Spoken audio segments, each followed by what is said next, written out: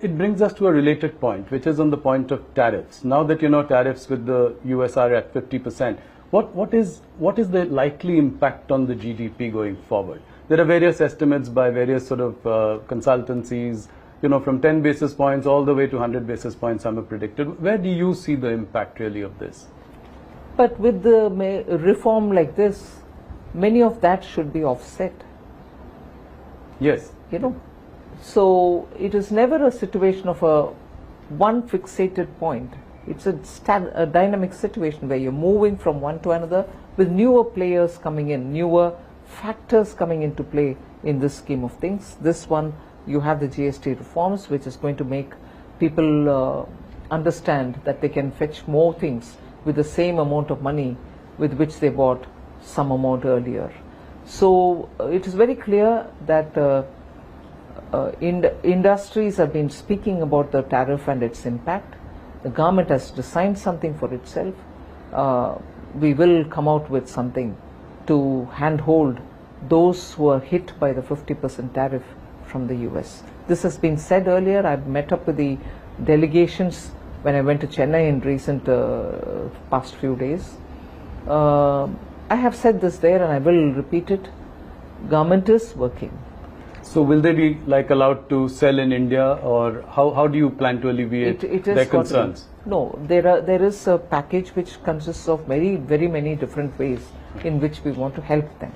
So we'll wait for the cabinet to clear it, but there is something coming to help them so that this tirade of the tariff is something which they can face, and also suddenly having to look for newer markets is also a challenge. But we'll have to help them out on that. So is there a sense in the government that this could be a slightly longer haul? We hope not, but we really can't leave our exporters high and dry saying it's going to change sooner. We will work with them. Nirmala ji, will we also continue to buy Russian oil? Yes, that's been made very plain and simple. Whether it is Russian oil or anything else, it's our decision to buy from the place which suits our needs. Whether in terms of rates, logistics, anything. So where we buy our oil from, especially being a big ticket foreign exchange related item, where we pay so much out of our pocket, highest in terms of import, we will have to take a call which suits us best. So we will undoubtedly be buying. Another question about, the officials of the Trump administration have been using really hurtful language against India, saying that we are Brahmins profiteering at the expense of, ordinary Indians, or, calling the Ukraine-Russia war Modi's war, or us as Kremlin's laundromat. How do you see all this? I mean, how do you react to something like this? Very much the same principle as I said earlier. It is one thing, it can be hurtful. It is one thing for a foreign government, head of state or an official or anybody to say all that.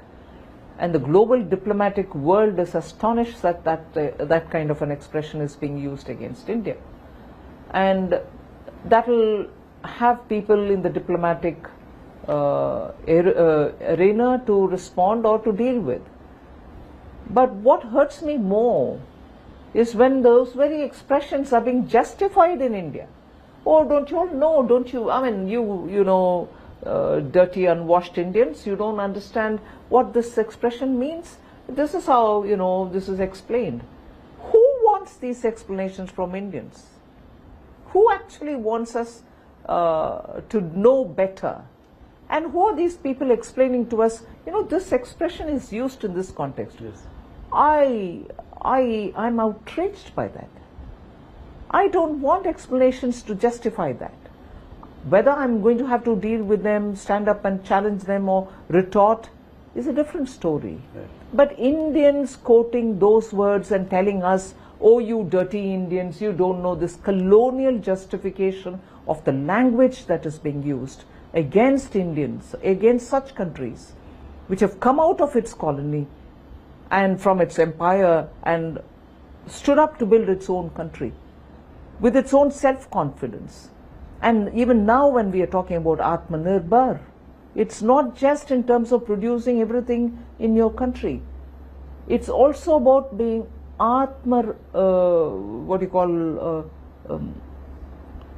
self-reliance. There is no self-respect. Self-respect. As much as you want everything produced in India for Atmanirbharta, you should have something of a self-respect. If somebody is saying, all of us in one voice should respond to it, rather than have a few of us justify it by saying, don't you all understand it?